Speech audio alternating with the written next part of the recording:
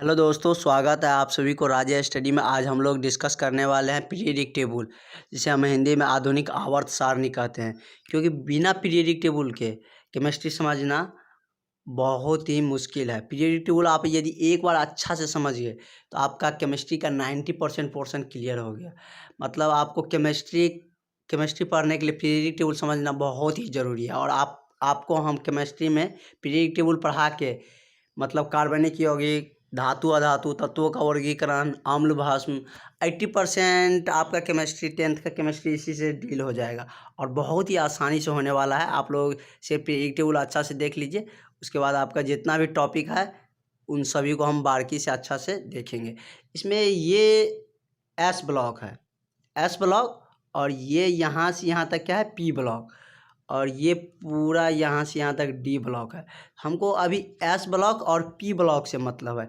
D block से अभी हमको कोई मतलब नहीं है, क्योंकि डी ब्लॉक अभी हमारे लिए कोई यूजफुल नहीं है। तो हम लोग अभी एस ब्लॉक और पी ब्लॉक देखेंगे। और इसी में हम लोग देखेंगे कौन सा धातु है, कौन सा अधातु है, कौन सा एलिमेंट कितना बॉन्ड बनाने वाला है, कौन से एलिमेंट को बॉन्ड बनाने में कितना इलेक्ट्रॉन की ज़रूरत होती है। सब कुछ इसमें हम लोग देखने वाले हैं। क्योंकि पीरियडिक टेबल केमिस्ट्री का एक रीड है, इसके बिना केमिस्ट्री की कल्पना करना भी पॉसिबल नहीं है। तो चलिए स्टार्ट करते हैं हम लोग। पीरियडिक टेबल आप लोगों के लिए बहुत ही अच्छे से लिखे हैं, क्योंकि बहुत को नाम भी पता नहीं होता है, इसलिए हम उसको हिंदी में नाम भी लिख दिए हैं। तो चलिए स्टार्ट करते हैं।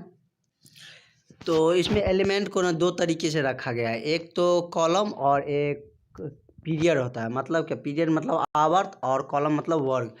तो इसमें आवर्त कितने होते हैं? आवर्त टोटल 7 होता है, 1 2 3 4 5 6 और 7। पीरियड कितने होते हैं?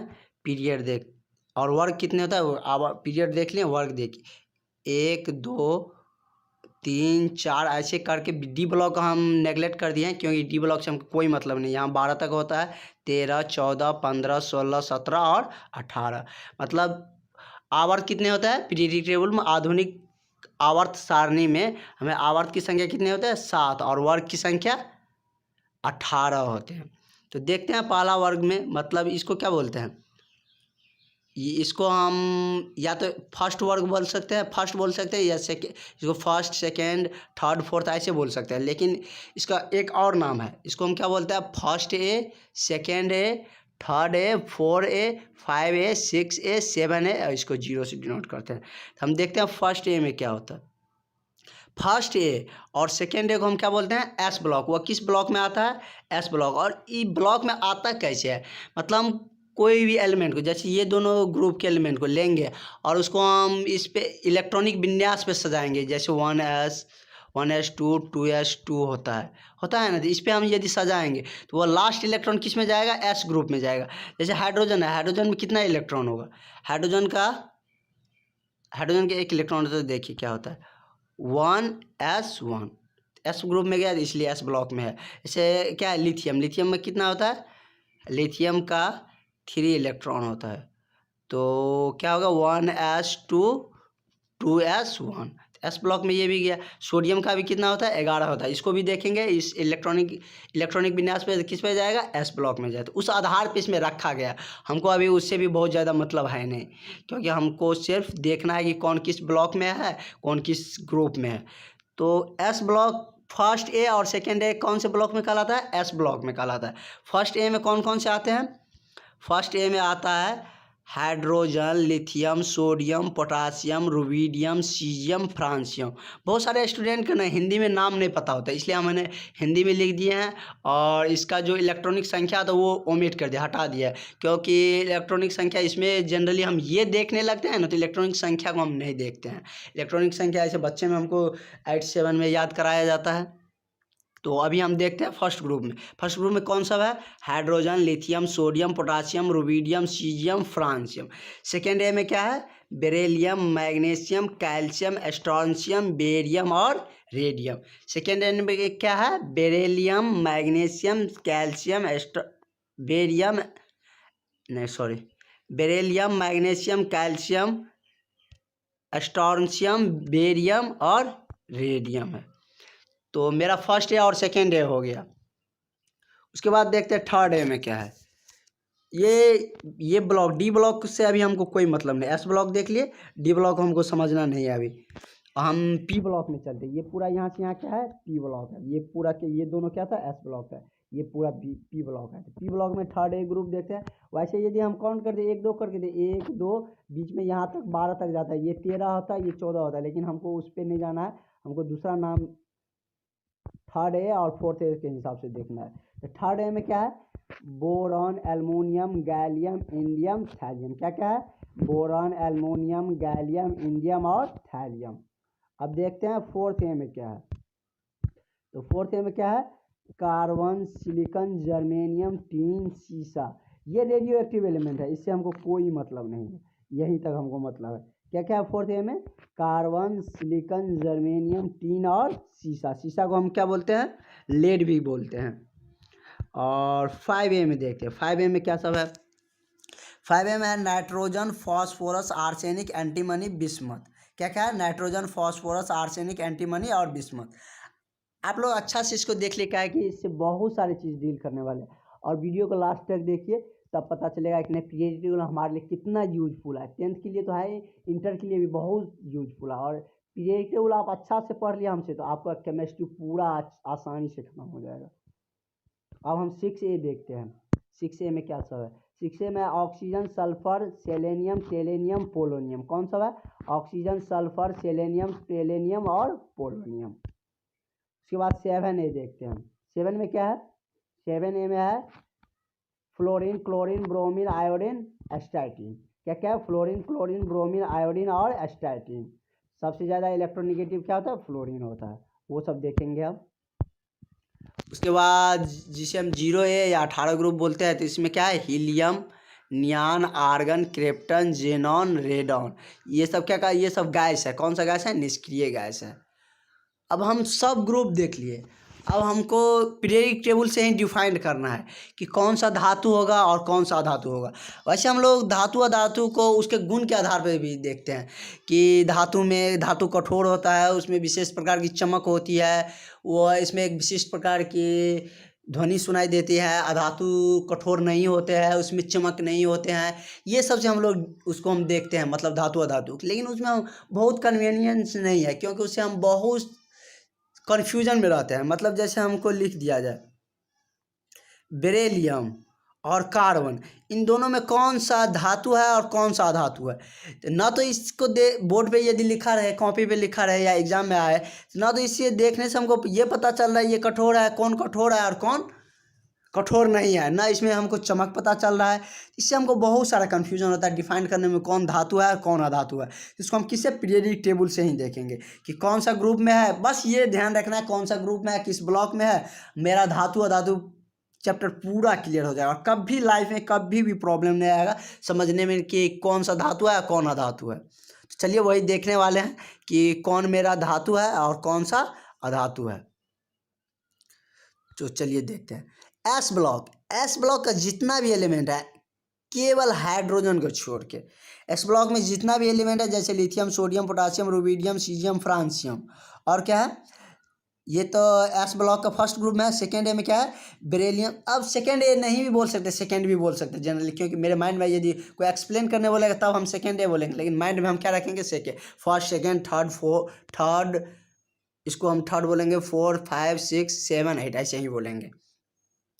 तो सेकेंड में क्या है, बेरिलियम, मैग्नीशियम, कैल्शियम, एस्ट्रोनशियम, बेरियम और रेडियम। फर्स्ट ए सेकेंड है, एस ब्लॉक का फर्स्ट ए और सेकेंड ए में हाइड्रोजन के छोड़ के बाद बाकी जितना भी है, और इसको कलर भी किया, ये सभी क्या कहलाता है, धातु कहलाता है। यहाँ पे दिखा भी दिए हैं धातु को कलर करके, ये सभी क्या है, धातु है। और डी ब्लॉक का जितना भी होता है सब क्या कहलाता है, धातु कहलाता है। डी ब्लॉक तो अभी हमको पढ़ना नहीं है, वैसे लिख दिए हैं। तो डी ब्लॉक भी क्या कहलाता है, एस ब्लॉक और डी ब्लॉक के जितना भी एलिमेंट होता है सब क्या कहलाता है, धातु कहलाता है, मेटल कहलाता है। केवल हाइड्रोजन के छोड़ के, हाइड्रोजन एस ब्लॉक में है लेकिन वो धातु नहीं है। तो नेक्स्ट देखते हैं। अब कुछ मेन हम लोग धातु और अधातु वो समझते हैं, कुछ उप धातु भी होते हैं जो दोनों के बीच में आते हैं, जो थोड़ा थोड़ा दोनों का प्रॉपर्टी होता है। देखिए उप धातु क्या सब है, बोरॉन, सिलिकॉन, ऐसे थोड़ा थोड़ा मतलब टेढ़ी लाइन से है। और यदि ये समझ में नहीं है, ये याद करने में हमको दिक्कत आए तो कोई दिक्कत नहीं है, हम धातु अधातु समझ लेंगे तो उपधातु अपने आप हो जाएगा। धातु समझिए ये है, अधातु ये है, उपधातु अपने आप क्लियर हो जाएगा कि जो बची है वो उपधातु हो गया। और अधातु बहुत ही कम है, धातु बहुत ज़्यादा है, तो हमको बहुत ज़्यादा याद करने की ज़रूरत नहीं। सिर्फ एस ब्लॉक का जितना धातु है वो हमको समझना है, और एस ब्लॉक हमको याद करना है, और पी ब्लॉक याद करना है। डी ब्लॉक को जानते हैं, सब धातु होता है। डी ब्लॉक में जैसे कुछ कुछ एलिमेंट रहता है उसको नाम देखना है सिर्फ, जैसे कॉपर हो गया, सिल्वर हो गया, सोना हो गया, ये सब होता है, जिंक हो गया। थोड़ा थोड़ा जो नाम सुनने वाला है, मतलब जो ज़्यादा हम लोग यूज में आता है वो सब नाम देखते हैं, मतलब समझ में आ जाएगा वो सब क्या है, धातु। जैसे एफी लोहा पूछा जाए तो वो क्या है, धातु है, वो भी डी ब्लॉक में आता है। अब देखते हैं उपधातु। उपधातु कौन सा है, बोरॉन है, सिलिकॉन, जर्मेनियम, आर्सेनिक, एंटीमनी, टेलेनियम और पोलोनियम, ये सब क्या है, उपधातु है, जिसको हम कलर से दिखा भी दिए हैं। अब उपधातु पे ज़्यादा टाइम वेस्ट नहीं करना है, हम अधातु देखते हैं। अधातु किस में होता है, अधातु एस ब्लॉक में नहीं होता है, डी ब्लॉक में भी नहीं होता है, पी ब्लॉक में कुछ एलिमेंट धातु भी है। देखो जैसे एल्युमिनियम, गैलेनियम, इंडियम, थैलियम, टीन और सीसा, ये सब क्या है, ये 6 क्या है, धातु है। कुछ नीचे वाला पी ब्लॉक का क्या है, कुछ नीचे वाला क्या है, नीचे से यानी कि उपधातु से नीचे क्या है, धातु है। और ऊपर वाला एलिमेंट सब क्या है, ऊपर वाला सिर्फ पी ब्लॉक के ऊपर वाला सिर्फ एलिमेंट क्या होता है, अधातु कहलाता है, जो बहुत ही सिंपल है, बहुत ही कम है। तो हम अधातु देख लेंगे तो धातु भी क्लियर हो जाएगा, और उपधातु भी क्लियर हो जाएगा। जैसे कार्बन हो गया, nitrogen, phosphorus, oxygen, sulphur, selenium, fluorine, chlorine, bromine, iodine, statin, ये ग्रुप का सब अधातु है।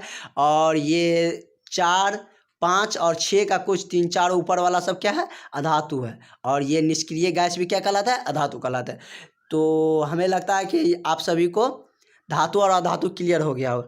मतलब एस ब्लॉक का जितना भी एलिमेंट होगा ना, जैसे फर्स्ट ए ग्रुप और सेकेंड ए ग्रुप का हाइड्रोजन के छोड़ के, तो वो क्या कहलाएगा, धातु कहलाएगा। डी ब्लॉक का सब ग्रुप क्या कहलाता है, सब एलिमेंट क्या कहलाता है, धातु कहलाता है। पी ब्लॉक का कुछ एलिमेंट, मतलब ऊपर वाला एलिमेंट क्या कहलाता है, अधातु कहलाता है, और नीचे वाला एलिमेंट क्या कहलाता है, धातु कहलाता है, और बीच में क्या होता है, उपधातु होता है। तो ये हमको क्लियर हो गया।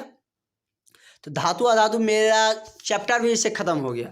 मतलब धातु अधातु चैप्टर में मेन यही है, सम पहचानना कि कौन सा धातु है, कौन अधातु है, और कौन कितना इलेक्ट्रॉन गेन करेगा, मतलब ग्रहण करेगा, कौन कितना इलेक्ट्रॉन देगा, वो भी इसी से हम पकड़ लेंगे, मतलब इसी से पता चल जाएगा। और उस टॉपिक में आएंगे तो उसमें और बहुत ही क्लियर से हम समझा देंगे। जो समझने वाला टॉपिक, समझने वाले चीज़ें थे, फैक्टर था, वो हमने देख लिया।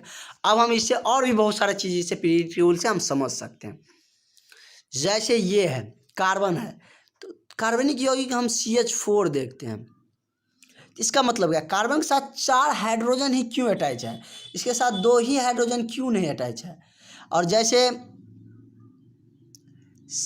Mg क्या लिखा रहता है कि कहीं कहीं, मतलब फर्स्ट चैप्टर और सेकेंड सब में हम देखते हैं कि Mg क्या लिखा रहता है, MgCl2, मतलब मैग्नीशियम के साथ 2 क्लोरीन क्या है आया, और सोडियम। ये सब आपके सवाल में होना चाहिए, मतलब मन में आना चाहिए कि क्वेश्चन आना चाहिए कि Mg के साथ 2 क्लोरीन क्यों है। और यदि हम सोडियम कहीं देखते हैं लिखा हुआ तो NaCl क्यों रहता है, मतलब सोडियम के साथ 1 ही क्लोरीन और मैग्नीशियम के साथ 2 क्लोरीन क्यों है, मतलब इसके साथ भेदभाव क्यों किया गया है।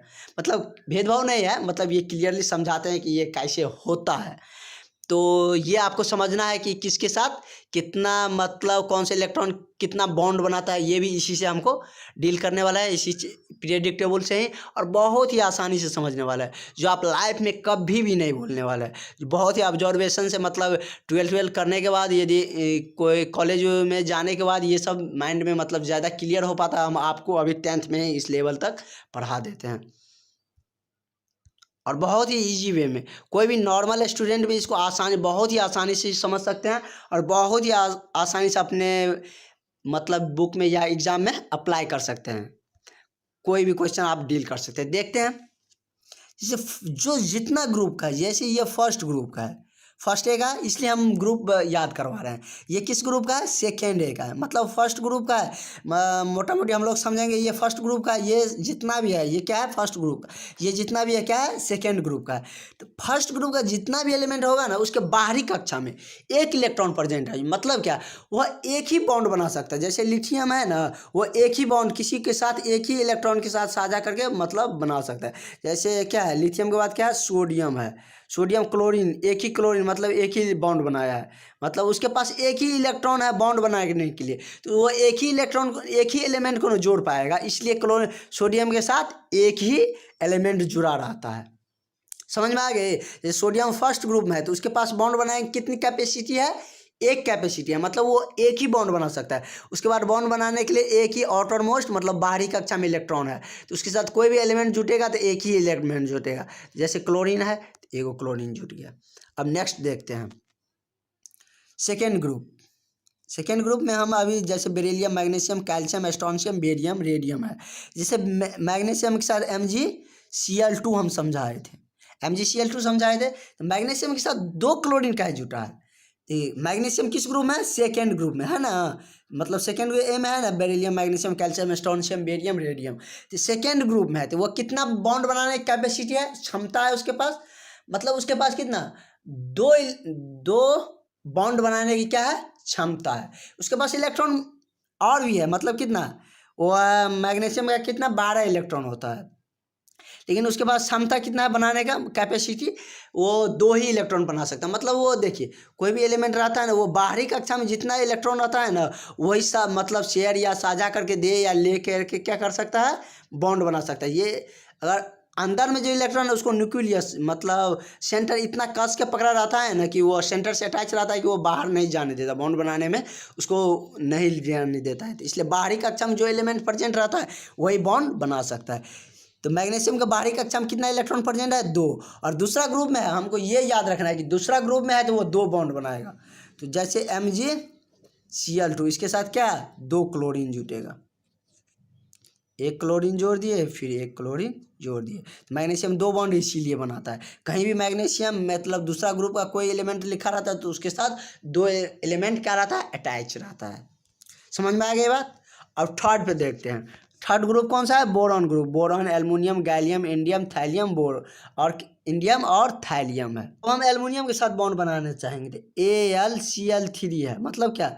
एल्युमिनियम कितना बॉन्ड बना सकता है? उसके पास मतलब बॉन्ड बनाने के 3 कैपेसिटी है, मतलब तीसरी कक्षा में थर्ड ए में है तो इसके पास कितनी कैपेसिटी है? 3 कैपेसिटी है। मतलब ज़्यादा से ज़्यादा वो कितना बॉन्ड बना सकता है? 3 बॉन्ड बना सकता है, उससे ज़्यादा बॉन्ड वो नहीं बना सकता। उसके पास कैपेसिटी क्षमता ही नहीं है ज़्यादा बॉन्ड बनाने का। उसके बाद हम देखते हैं जो बहुत ही ज़्यादा यूज है, मतलब चौथा ग्रुप फोर्थ ए कार्बन, सिलिकॉन, जर्मेनियम, टीन और सीसा। क्योंकि कार्बन और हाइड्रोजन CH4 जैसे कार्बन और हाइड्रोजन पे पूरा एक चैप्टर है कार्बनिक यौगिक, और 10th में सबसे ज़्यादा पूछे जाने वाला टॉपिक है, मतलब सबसे हॉट टॉपिक बोल सकते हो उसको। मतलब सबसे ज़्यादा क्वेश्चन यदि उसमें फ्रेम होगा किसी भी बोर्ड एग्जाम में, चाहे वो बिहार बोर्ड हो, दिल्ली बोर्ड हो, यूपी बोर्ड हो और चाहे हरियाणा बोर्ड हो, किसी भी बोर्ड एग्जाम में सबसे ज़्यादा यदि पूछा जाएगा तो वो कार्बनिक यौगिक से पूछा जाता है। उसको बहुत ही अच्छा से समझना है और इसका यूज यही नहीं रुकता है, मतलब आगे भी पढ़ना है। जैसे हमको 11th-12th में हमको नोमेनक्लेचर पढ़ना है तो वो इसी पे बेस रहता है, कार्बन और हाइड्रोजन पे ही बेस रहता है। उसके बाद बहुत सारा चीज़ मतलब 12th में पढ़ना रहता है। एक उस पे नाम ही है कार्बनिक केमिस्ट्री का भाग ही है ऑर्गेनिक केमिस्ट्री, तो उसमें पूरा यही है। तो मतलब हमको इसको बहुत ही अच्छा से समझने वाले हैं। और इसके बाद हम जो टॉपिक स्टार्ट करने वाले जो चैप्टर वो कार्बनिक यौगिक ही हैं। तो हम देखते हैं कार्बन। जैसे कार्बन के साथ CH4 4 हाइड्रोजन सब कहाँ अटैच रहता है, मतलब उसके साथ हम जनरली देखते हैं तो 4 बॉन्ड बनाया रहता है। मतलब ये चौथा ग्रुप में है तो वो कितना बॉन्ड बनाएगा? 4 बॉन्ड बनाएगा। कितना बनाएगा? 4 बनाएगा। देखिए, और 4 क्यों बनाएगा? क्योंकि वह कोई भी एलिमेंट है ना, मतलब पूरे यूनिवर्स में, पूरे ब्रह्मांड में कोई भी एलिमेंट है तो वो क्या पूरा करना चाहता है, अष्टक पूरा करना चाहता है। मतलब वो उसके पास यदि किसी एलिमेंट के पास यदि 8 इलेक्ट्रॉन हो गया ना बारीक कक्षा में, तो वो क्या हो जाएगा, स्टेबल हो जाएगा, अस्थाई हो जाएगा। कोई भी आदमी है, इंसान भी है, तो वो क्या चाहता है कि हम अस्थाई रहे, एक जगह अच्छा से मेरा घर वर बन जाए, हम अच्छा से एक जगह रहें, कहीं भी घूम के आए कहीं से भी, तो मेरा सेंटर एक जगह रहे, वहाँ पे हम अस्थाई रूप से रहें। एलिमेंट भी वही चाहता है कि मतलब हम बार बार हटे नहीं, मतलब कोई हमसे ताकतवर आ गया तो हमको अपने जगह से हटा दिया और हम पूरे ब्रह्मांड में ऐसे ही घूमते रहे, तो वो कोई भी एलिमेंट नहीं चाहता रहता है। सब चाहता रहता है क्या, कि हम स्टेबल हो जाए। तो स्टेबल कैसे पूरा होता है, अष्टक पूरा करके, मतलब 8 इलेक्ट्रॉन उसको पूरा हो गया तो वो क्या हो गया, अष्टक पूरा कर गया। और सिर्फ हाइड्रोजन क्या करता है, डॉपलेट पूरा करता है, मतलब 2 इलेक्ट्रॉन इसको पूर गया तो वो क्या हो गया, स्टेबल हो गया। और जो स्टेबल हो जाएगा वो जल्दी हटेगा नहीं वो एलिमेंट। जैसे कार्बन है CH4, 4 गो हाइड्रो 4 गो बॉन्ड बनाएगा मैक्सिमम, और 4 से ज़्यादा ये बनाएगा भी, और इसको कैपेसिटी ही नहीं है 4 से ज़्यादा बनाने की, क्या कि ये चौथा ग्रुप में है तो इसके पास 4 ही क्षमता है बॉन्ड बनाने का। तो देखो 2 इलेक्ट्रॉन, मतलब एक इलेक्ट्रॉन ये यहाँ लगाया, एक यहाँ लगाया, ये यहाँ लगाया, एक यहाँ लगाया, एक हाइड्रोजन अपना दिया, एक इधर से ये दिया, एक इधर से दिया, एक इधर से दिया, ये बॉन्ड बनाया, शेयर करके बॉन्ड बनाया। देखो 2 इलेक्ट्रॉन एक बॉन्ड में यूज हुआ है, एक बॉन्ड में कितना इलेक्ट्रॉन यूज हुआ है, 2, एक कार्बन दिया है, एक हाइड्रोजन दिया है, तो शेयर करके बनाया है, तो इसका भी इस पे अधिकार है, कार्बन का भी अधिकार है, हाइड्रोजन का भी अधिकार है। तो कार्बन को देखो इधर से भी 2 आ गया, और क्या, इधर से भी 2 आ गया, और इधर से भी 2 आ गया, इधर से भी 2 आ गया, इधर से भी 2 आ गया, इधर से भी 2 आ गया, मतलब क्या, चारों दिशा से आ गया, तो उसको क्या, अष्टक पूरा हो गया, 2 इधर से, 2 इधर से, 2 इधर से, 2 इधर से, 2 4 6 और 8। और सभी हाइड्रोजन देखो डुप्लेट पूरा कर लिया, 2 इलेक्ट्रॉन सबको पुर गया।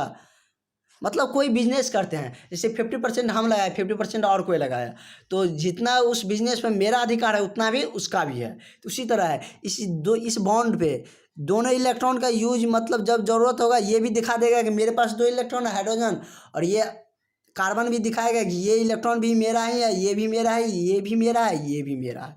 क्या है कि शेयरिंग में सबका अधिकार होता है, मतलब जो सब शेयर किया रहता है। ये बात समझ में आ गई। और उसके बाद देखते हैं हम नाइट्रोजन ग्रुप। नाइट्रोजन किस ग्रुप में है, 5वां ग्रुप में है।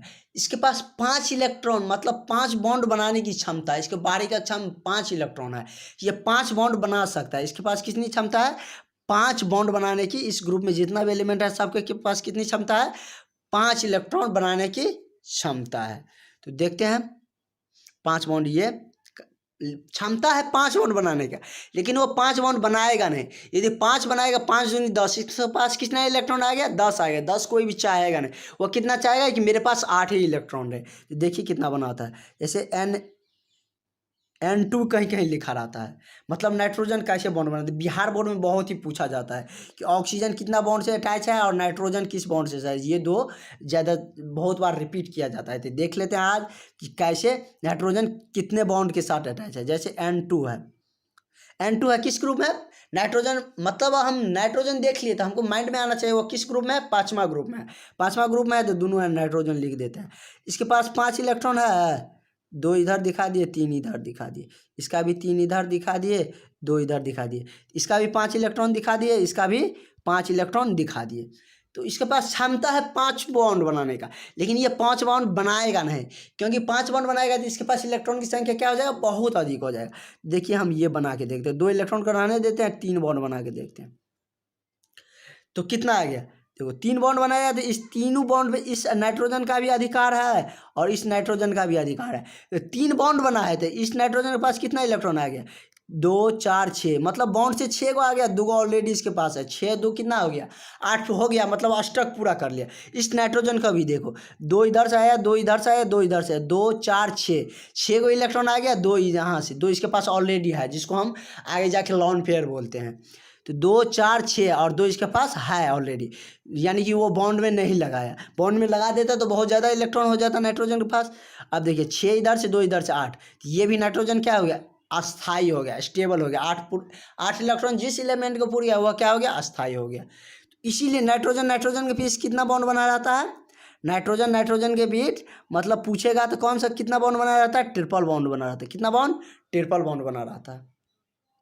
इस ग्रुप का जितना भी एलिमेंट है वह कितना बॉन्ड बनाएगा, ट्रिपल बॉन्ड बनाएगा। समझ गए। और सभी के पास कितना क्षमता है, 5 बॉन्ड बनाने की क्षमता है, लेकिन 5 बॉन्ड बनाएगा नहीं। हमको 8 ही इलेक्ट्रॉन, मतलब अष्टक पूरा करना है। और यदि हाँ यदि कन्फ्यूजन आए तो देख लेते हैं 4 के बाद जितना भी है उसको हम कितना बॉन्ड बनाएगा। यदि कन्फ्यूजन आए तो 8 में से घटा दो, जैसे 5वां ग्रुप में तो 8 में से 5 घटा दो, कितना आ गया 3 बॉन्ड बनाएगा। जैसे ये ऑक्सीजन 6ठा ग्रुप में है तो 8 में से 6 घटा दो, कितना बॉन्ड बनाएगा 2 बनाएगा। 4 के बाद पे लागू होता है। और उसके बाद 7वां ग्रुप पे आते हैं। फ्लोरीन किस में है 7वां ग्रुप में है, 8 में से क्या 7 घटा देंगे तो क्या 1 बॉन्ड बनाएगा। तो अब हम नेक्स्ट देखते हैं oxygen group. Oxygen, sulphur, selenium, tellurium और पोलोनियम। ऑक्सीजन ग्रुप में देखते हैं हम क्या है। ऑक्सीजन ग्रुप में मतलब कितना बॉन्ड बनाएगा। तो नेक्स्ट देखते हैं हम लोग अब 6ठा ग्रुप ऑक्सीजन ग्रुप को देखते हैं।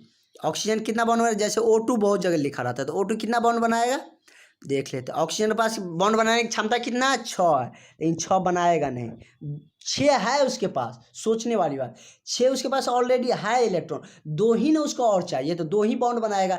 जैसे नाइट्रोजन ग्रुप 5वां ग्रुप में है तो 5 इलेक्ट्रॉन इसके पास ऑलरेडी है, इसको 3 और ज़रूरत है तो 3 ही इलेक्ट्रॉन बॉन्ड में लगाएगा। और चौथा ग्रुप में है तो उसको 4 लगाना ही पड़ेगा तब ना 4 और आएगा। तो ऑक्सीजन कितना में है 6ठा ग्रुप में है तो 6 लगाएगा नहीं, क्योंकि 6 उसके पास ऑलरेडी है तो वो 2 और बनाएगा बॉन्ड, 2 इलेक्ट्रॉन को लगाएगा तो उसके पास 8 पूरा हो जाएगा। देखिए 2 bond oxygen oxygen double bond बना लिया, इसको हम क्या बोलते हैं डबल बॉन्ड। देखो इसका 8 पूरा गया, 2 4 इसके पास ऑलरेडी है, 2 को लगाया है बॉन्ड में तो 4 2 6 2 8, इसको भी 8 पूरा गया, 2 4 2 6 2 8। समझ में आ गया। उसी तरह देखते हैं अब ऑक्सीजन ग्रुप हो गया। फ्लोरीन ग्रुप देखते हैं। फ्लोरीन क्लोरीन सब, जैसे हम क्लोरीन बहुत देखे अभी, NaCl देखे तो NaCl मतलब क्लोरीन भी एक ही बॉन्ड बनाया है, इसमें एक ही बनाया है ना।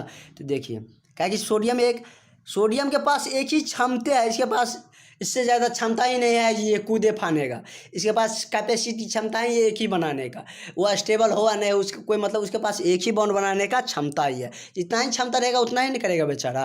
लेकिन क्लोरीन के पास कितना है, क्लोरीन 7वां ग्रुप में है, इसके पास 7 को इलेक्ट्रॉन है बॉन्ड बनाने का है। 7 को दिखा दे, एक इधर दिखा दे, एक इधर दिखा दिए। देखो 2 इधर 2 4 हो गया, 2 6 इधर 1 7। इसके पास क्लोरीन के पास 7 को है इलेक्ट्रॉन बनाने की बॉन्ड बनाने की क्षमता, लेकिन 7 को बनाएगा नहीं क्योंकि वह अस्थाई अष्टक पूरा करना चाहेगा, स्टेबल होना चाहेगा। तो वो एक और बनाएगा तो वो अस्थाई हो जाएगा। और सोडियम को तो एक ही बनाने का क्षमता ही है, वो बेचारा एक ही बना सकता है। एक इलेक्ट्रॉन सोडियम देगा, एक क्लोरीन देगा, दोनों के बीच बॉन्ड हो गया, साझा बॉन्ड बनाया था। ये भी एक बॉन्ड बना लिया, ये देखो ये स्टेबल हो गया, दोनों में से एक स्टेबल हो गया तो दोनों एक एग्जिस्ट करेगा, मतलब यूनिवर्स में ये एग्जिस्ट करेगा। तो क्लोरीन ये स्टेबल नहीं हुआ क्योंकि ये अष्टक पूरा नहीं किया, लेकिन ये स्टेबल हो गया क्योंकि इसके पास 7 था, एक इधर बॉन्ड बना के लिए, तो ये क्या हो गया अस्थाई हो गया। इसी में आपको ये कंफ्यूजन आया होगा, ये सोचना, ये मतलब यहाँ पे सोचना है कि आप लोगों को सोच माइंड में आना चाहिए। जैसे MgCl2 मतलब मैग्नीशियम 2 बॉन्ड बना सकता है, तो हम एक ही क्लोरीन दे के हम इसको काहे ना सल्टा दे, मतलब 2 बना सकता है। क्लोरीन के पास भी क्षमता है कि मतलब क्या वो 7 को बना ही सकता है, तो 2 को डबल बॉन्ड बना देते हैं हम। इसके पास यदि 2 क्षमता है मैग्नीशियम तो इसके पास 7 को रखता है क्षमता बनाने का, तो हम ये भी कर सकते हैं ना। तो हमको 2 क्लोरीन लिखने का ज़रूरत भी नहीं पड़ेगा, क्या एक ही क्लोरीन लिखेंगे तो मेरा क्या हो जाएगा बन जाएगा। जैसे यहाँ पे हम क्या करेंगे, एक ही क्लोरीन MgCl1 लिख दिए तो मेरा काम बन जाना चाहिए। क्या कि मैग्नीशियम को 2 क्षमता बनाने का, क्लोरीन की क्या है 7 को बनाने का। देखिए काम बन रहा है, ये 7 है, ये 2 इधर से 2 4 तो 7 मतलब 7 को था तो 2 ये बाउंड में लगा दिए, तो 6 को इधर बचा है, मतलब 5 को इधर बचा है, 2 को इधर यूज में लगा दिया, तो 5 2 7 2 9 आ गया। स्टेबल हुआ नहीं हुआ, मतलब क्या क्लोरीन कितना बॉन्ड बना सकता है, क्लोरीन भी एक ही बॉन्ड बना सकता है 7वां ग्रुप का। फ्लोरीन क्लोरीन ब्रोमीन आयोडीन सब कितना में है 7वां में, 7 बनाने की क्षमता है, लेकिन अष्टक पूरा करने के लिए कितना बनाएगा एक ही बनाएगा। और मैग्नीशियम कितना बनाएगा, दूसरा ग्रुप में है तो 2 बनाएगा था, लेकिन क्लोरीन एक ही बनाएगा था। मैग्नीशियम को सेटिस्फाई करने के लिए उसको क्या करना पड़ेगा, सेटिस्फाई करने के लिए, मतलब जैसे आप लोग देखते हैं कि बहुत सारा कपल रहता है, मतलब बॉयफ्रेंड और गर्लफ्रेंड, तो बहुत सारा गर्ल्स या बॉयज सेटिस्फाई नहीं होता है, तो उसी तरह ये यहाँ है, या वही बात यहाँ पे भी है। मतलब मैग्नीशियम और क्लोरीन है, तो मैग्नीशियम को सेटिस्फाई करने के लिए मतलब दो बॉन्ड बना सकता है मैग्नीशियम, तो इसको 2 क्लोरीन लाना पड़ेगा। मतलब क्या और बहुत सारा आप समझते होंगे कि मतलब बहुत बॉयज रहता है तो दो दो गर्लफ्रेंड रखता है, या कोई गर्ल रहता है वो दो दो बॉयफ्रेंड। मैग्नीशियम को हम क्या करेंगे, सेटिस्फाई करने के लिए दो क्लोरीन चाहिए, क्या कि मैग्नीशियम कितना दूसरा ग्रुप में दो बॉन्ड बनाएगा और क्लोरीन के एक ही क्षमता है बॉन्ड बनाने के लिए, तो इसको दो क्लोरीन की जरूरत होगा। क्या कि अभी एग्जांपल दे दिए, कोई बहुत सारा बॉयज होता है जो एक से अधिक गर्लफ्रेंड रखता है, और बहुत सारा गर्लफ्रेंड भी होती है जो एक से अधिक बॉयफ्रेंड भी रखता है। वही बात यहाँ पर भी है, मैग्नीशियम को कितना दो बॉन्ड बना सकता है, इसको एक क्लोरीन सेटिस्फाई नहीं कर सकता है, क्योंकि क्लोरीन के पास एक ही बॉन्ड बनाने की क्षमता है, तो दो क्लोरीन आएगा तभी ये अटैच हो पाएगा। क्या कि क्लोरीन कितना दो ही बॉन्ड बना, एक ही बॉन्ड बना सकता है, क्या कि सातवां ग्रुप में एक और बनाएगा तो स्टेबल हो जाए। यही कारण है कि मैग्नीशियम के साथ जब भी लिखा रहता है दो क्लोरीन रहता है, सोडियम जब भी आता है तो क्या रहता है, एक ही क्लोरीन रहता है। तो आप लोगों के इसमें मतलब बहुत लंबा हो जाएगा, यदि बहुत सारा और चीज़ इसमें, यानी कि बहुत चीज़ इसमें और भी समझ सकते हैं। तो आप जिस टॉपिक में जाए, जैसे कार्बनिक यौगिक में जाएंगे तो उसमें देखेंगे, और धातु अधातु में जाएंगे तो धातु अधातु में देखेंगे। अब आपका 80% केमिस्ट्री आपका खत्म हो गया, क्योंकि आप धातु अधातु यदि आपका समझना रहेगा, कोई भी एलिमेंट दे दिया आप आसानी से बोल सकते हैं कौन धातु है। मैग्नीशियम जैसे फर्स्ट मतलब एस ब्लॉक में है तो धातु है, जैसे कार्बन उठा के दे दिया तो क्या है, अधातु है। आसानी से समझ सकते हैं, धातु अधातु आपका कोई दिक्कत नहीं है। अब मतलब क्लियरली आप समझ गए, और कौन कितना बॉन्ड बनाएगा वो भी समझ गए, और कौन कैसा इलेक्ट्रॉन दे के बनाता है, कौन धातु इलेक्ट्रॉन लेता है, कैसे लेता है, क्यों लेता है, वो सब हम धातु अधातु में देखेंगे। और आप धातु अधातु में बहुत कम समय पे ही धातु अधातु भी खत्म हो जाएगा। कार्बनिक यौगिक में भी जितना समझने वाला था बहुत ज़्यादा क्लियर हो गया, कि क्योंकि कार्बन हम में देखना ये था कि कार्बन कितना बॉन्ड बना सकता है। कार्बन कितना बॉन्ड बनाएगा, 4 बॉन्ड बनाएगा। और इसमें आप लोग देख लीजिएगा धातु को कलर किए हैं, उपधातु को भी, धातु को और उपधातु को और अधातु को भी क्या किए हैं, कलर किए हैं। ये क्या लिखे हैं, पी ब्लॉक यहाँ से यहाँ, यहाँ से यहाँ एस ब्लॉक, ये पूरा डी ब्लॉक होता है। जो बीच में गैप किया है पीरियोडिक टेबल में तत्वों का वर्गीकरण चैप्टर है उसमें देख लीजिएगा। ये यहाँ से यहाँ तक क्या कहलाता है, वर्ग कहलाता है। ये यहाँ से यहाँ ऊपर तक क्या कहलाता है, आवर्त कहलाता है। यहाँ पे लिखा हुआ है यहाँ से यहाँ तक कितना है, आवर्त है। आवर्त की संख्या कितनी है, 7 होती है, और वर्ग की संख्या कितनी होती है, 18 होते हैं। आप लोग काउंट कर लीजिए। Thank you for watching. यदि आप लोगों को वीडियो अच्छा लगा हो तो सब्सक्राइब कर लीजिएगा, और बेल आइकन को भी दबा दीजिएगा, क्योंकि नोटिफिकेशन आपको मिलता रहेगा। और बहुत ही आसानी वे में समझाने वाला है आपको। केमिस्ट्री कहीं भी आप नहीं फंसेंगे, पूरी लाइफ में आपको, इंटायर लाइफ में केमिस्ट्री में कभी प्रॉब्लम नहीं होगा यदि आप हमसे पढ़िएगा तो। Thank you.